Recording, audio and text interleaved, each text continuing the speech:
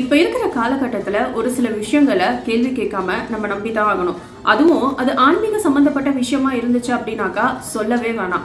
அதனாலதான் அந்த காலத்துல ஒரு பழமொழி சொன்னாங்க, அரசன் அன்று கொள்வான், தெய்வம் நின்று கொள்ளும்னு சொல்லிட்டு. அதுக்கு என்ன அர்த்தம் அப்படின்னு பாத்தீங்கன்னா, மனுஷனா பிறந்த எல்லாருமே தப்பு பண்றது வழக்கமான ஒரு விஷயம் தான். ஆனா இந்த மாதிரி தப்பு பண்றவங்களுக்கு ஏத்த மாதிரியான தண்டனைகள் நம்ம சட்டத்து மூலியமா அவங்களுக்கு வழங்கப்படுது.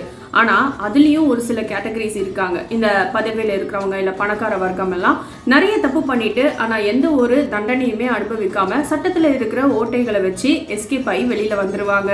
சரி, அவங்க பண்ற தப்பாவது ரொம்ப சின்ன சின்னதா இருக்குமா அப்படின்னு பாத்தீங்கன்னா கிடையாது. சலிச்சிக்கவே முடியாத அளவுக்கு பயங்கரமான பெரிய தப்பெல்லாம் பண்ணிட்டு அசால்ட்டா வெளியில ஃப்ரீயா சுத்தி வருவாங்க. இந்த மாதிரி பயங்கரமா அட்டூழியம் பண்றவங்களுக்கு பூமியில இருக்கிற கோர்ட்ல தண்டனை கிடைக்குதோ இல்லையோ, கண்டிப்பா கடவுளுடைய கோர்ட்ல தண்டனை கிடைக்கும் அப்படின்னு நம்மளுடைய ஆதங்கத்தெல்லாம் கொட்டிட்டு நம்ம அடுத்த விஷயத்துக்கு மூவ் ஆன் ஆயிடுவோம். ஆனா இந்த மாதிரி அட்டூழியம் பண்றவங்களுக்கு கடவுள் இன்ஸ்டன்டா தண்டனை கொடுப்பாரு அப்படிங்கிற மாதிரியான ஒரு சம்பவம் நம்ம தமிழ்நாட்டில் இருக்கிற ஒரு ஃபேமஸான கோவில்ல நடந்திருக்குதுன்னு சொன்னா உங்களால நம்ப முடியுமா?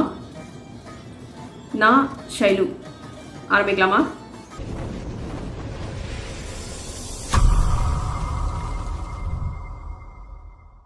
26 நவம்பர் 1980 திருச்செந்தூர் கோவில்ல இருக்கிற ட்ரெஷரியில கணக்கெடுப்பு நடந்துட்டு இருக்கு. அண்ட் அந்த சமயம் அந்த ட்ரெஷரியுடைய ஹியரிங் ஆஃபீஸர், அதாவது நகைகள்லாம் சரியா இருக்குதா அப்படின்னு பார்க்கக்கூடிய ஒரு அதிகாரி அங்க வராரு. அவருடைய பெயர் சுப்பிரமணிய பிள்ளை. ஆனா வரும்பொழுது சுப்பிரமணிய பிள்ளை அவர்கள் ரொம்பவே கோபமா வராரு. ஏன்னா அவர் வர்றதுக்கு முன்னாடியே அவர் கண்ட்ரோல்ல இருக்கிற ட்ரெஷரியை ஓபன் பண்ணி அதுல இருக்கிற நகை பணத்தெல்லாம் சரி பார்த்துட்டு அவசர அவசரமா அதை க்ளோஸ் பண்றதுக்கு ட்ரை பண்ணியிருக்காங்க. ஸோ அங்க இருக்கிற சில அதிகாரிகள் இவருக்கு தெரியாம ஏதோ ஒரு பெரிய தப்ப மறைக்கணும்னு ட்ரை பண்ணியிருக்கிறாங்க. அது என்ன அப்படிங்கிறத கண்டுபிடிச்சே ஆகணும்னு சொல்லிட்டு இதை பத்தி டீட்டெயிலா அவரு விசாரிக்க ஆரம்பிக்கிறாரு. அப்பதான் ஒரு விஷயத்த அவரு கண்டுபிடிக்கிறாரு. கொஞ்ச நாளைக்கு முன்னாடி அந்த கோவில்ல ஒரு பணக்கார பக்தர் வந்துட்டு தங்கத்தாலையும் வைரக்கல் பதிச்ச ஒரு வேலை முருகனுக்கு செலுத்திட்டு போயிருக்கிறாரு. அதை கணக்குல காட்டாம இந்த கோவில் அதிகாரிகள் சேர்ந்து அதை திருடுறதுக்கு முயற்சி பண்றாங்க. இந்த வைர வேலை திருடுறதுக்காக மொத்த பிளானுக்கும் மூளையா செயல்பட்டு இருக்கிறது யாரு அப்படின்னு பாத்தீங்கன்னா, அப்போயோடைய ஆளுங்கட்சி எம்எல்ஏ, அதாவது ஏடிஎம்கேவை சேர்ந்த ஒரு எம்எல்ஏ ஆன கேசவா ஆதித்தன். இந்த விஷயத்தை தெரிஞ்சுக்கிட்ட இவங்களோட பயங்கரமான வாக்குவாதத்துல ஈடுபட்டு அவருடைய ரூமுக்கு போனதா சொல்லப்படுது. ஆனா அவரோட ரூம்ல இருந்து அவரை சடலமா தான் மீட்டு இருக்கிறாங்க. கோவில் இருக்கிற ஒரு சில பேர் உடனடியா அவருடைய உடலை மீட்டு கொண்டு போய் ஹாஸ்பிட்டல்ல அட்மிட் பண்றாங்க. ஆனா அங்க சோதிச்சு பார்த்த டாக்டர் இவர் ஏற்கனவே இறந்து போயிட்டாரு அப்படின்ற மாதிரி சொல்லியிருக்கிறாங்க. ஆனா அவர் தற்கொலை பண்ணிக்கல, இவரை அடிச்சே யாரோ சாகடிச்சிருக்காங்க அப்படின்ற மாதிரியான ரிப்போர்ட்டை டாக்டர் கொடுக்கிறாரு. இந்த விஷயம் அப்படி இப்படின்னு சொல்லிட்டு கோவிலை தாண்டி மக்களுக்கு எல்லாம் தெரிய வருது. இந்த விஷயம் வெளியே வந்த உடனே அப்போதைய எதிர்கட்சி தலைவரா இருந்த நம்மளுடைய எக்ஸ் சிஎம் ஆன கருணாநிதி, ஓகே இந்த விஷயத்தை வச்சு நம்ம பெருசா அரசியல் பண்ணலாம் அப்படின்னு முடிவு பண்றாரு. சுப்பிரமணிய பிள்ளையுடைய சாவுக்கு கண்டிப்பா நீதி வேணும் அப்படின்னு சொல்லிட்டு பயங்கரமா போராட்டம் பண்ண ஆரம்பிக்கிறாரு. இதை பத்தி தெரிஞ்ச உடனே கரண்ட் சிஎம் ஆன எம்ஜிஆர் இதுக்கான உடனடி ஆக்ஷன் எடுக்கணும் அப்படின்னு சொல்லிட்டு நேரா கிளம்பி திருச்செந்தூர் கோவிலுக்கு வந்து அங்க நிறைய விசாரணைகளை மேற்கொண்டு சிஆர்ஜே பால் தலைமையில ஒரு குழு ஒண்ண நியமிக்கிறாரு. கேஸ பத்தியான ஃபுல் டீடைல்ஸை விசாரிக்கிறதுக்காக. கேஸ பத்தியான ஃபுல் டீடைல்ஸை கலெக்ட் பண்ணி அதுக்கான ரிப்போர்ட்டை சப்மிட் பண்றாங்க.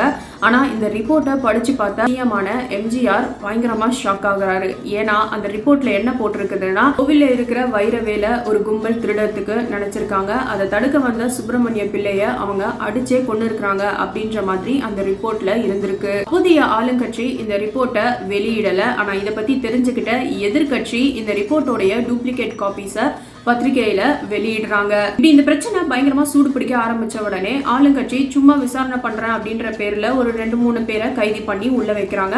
கொஞ்ச நாளே இந்த கேஸ்ல ஒழுங்கான சாட்சிகள் இல்ல, ஆதாரம் இல்ல, அது இல்ல இது இல்ல அப்படின்னு சொல்லிட்டு அரெஸ்ட் பண்ண எல்லாருமே வெளியில வந்துடுறாங்க. ஆனா மத்தில இந்த 2 கட்சிக்காரங்களும் சேர்ந்து இந்த கேஸை வச்சு அரசியல் தான் பண்ணியிருக்கிறாங்களே தவிர யாருக்கும் எந்த தண்டனையும் கிடைச்ச மாதிரியே தெரியல. கேஸையும் எந்த ஒரு நடவடிக்கையும் எடுக்கப்படாம க்ளோஸ் பண்ணிட்டாங்க. நீங்களே எல்லா முடிவையும் எடுத்துக்கிட்டீங்கன்னா கடவுள் நான் ஒருத்தன் எதுக்கு நான் இங்க உட்கார்ந்துட்டு இருக்கேன் அப்படின்னு பயங்கரமா கோவப்பட்ட முருகப்பெருமான் என்ன பண்ணிருக்கிறாருன்னு தெரியுமா?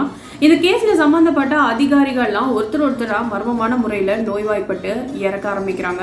ஆனா இந்த மொத்த பிளானுக்கும் மூளையா செயல்பட்ட அந்த எம்எல்ஏ கேசவாதித்தன் என்ன ஆனாருன்னு தெரியுமா? இந்த கேஸ் மூடப்பட்ட கொஞ்ச நாள்லயே அந்த எம்எல்ஏ பயங்கரமான ஒரு கார் ஆக்சிடென்ட்ல ரொம்பவே கொடூரமா இறந்திருக்கிறாரு. அண்ட் இதெல்லாம் விட ரொம்ப ஹைலைட்டான விஷயம் என்ன அப்படின்னு பாத்தீங்கன்னா, அவருடைய காரை வந்து மோதின லாரியோடைய பேர் வேல்முருகன்.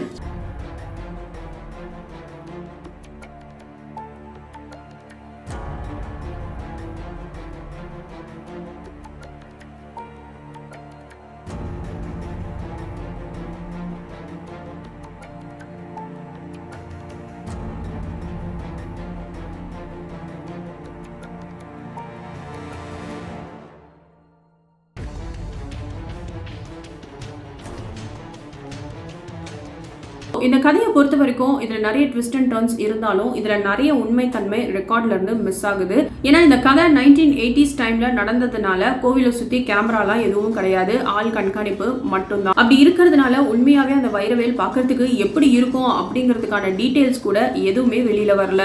ஒரு விஷயம் எது உண்மை அப்படின்னு பாத்தீங்கன்னா, கோவிலுக்கு சொந்தமான ஏதோ ஒரு விலை உயர்ந்த ப்ராப்பர்ட்டி ஒன்று திருடப்பட்டிருக்கு. அதே மாதிரி இந்த திருட்டுக்கு சம்பந்தப்பட்ட அந்த எம்எல்ஏ கார் ஆக்சிடென்ட்ல இறந்து போனதும் உண்மை. இப்ப இருக்கிற உலகத்திலயும் நிறைய பேர் அடுத்தவங்களுடைய ப்ராப்பர்ட்டி, சொத்து, பணம் இதுக்கெல்லாம் ஆசைப்பட்டு தப்பு மேல தப்பு பண்ணிட்டே தான் இருக்கிறாங்க. அதெல்லாம் நீதியை விலைக்கு வாங்கி இப்போ என்னதான் ஜாலியா சுத்திட்டு இருந்தாலும் கண்டிப்பா அவங்களுக்கான கர்மாவை அவங்க ஒரு நாள் ஃபேஸ் பண்ணி தான் ஆகணும். ஸோ இதை பற்றி நீங்கள் என்ன நினைக்கிறீங்க அப்படிங்கிறத மறக்காமல் என்னுடைய கமெண்ட் பாக்ஸில் சொல்லுங்கள். அண்ட் இந்த மாதிரியான நிறைய இன்ட்ரெஸ்டிங்கான டாபிக்ஸ்க்கு மறக்காமல் என் சேனலை சப்ஸ்கிரைப் பண்ணிக்கோங்க. நெக்ஸ்ட் வீடியோவில் சந்திக்கலாம். நன்றி.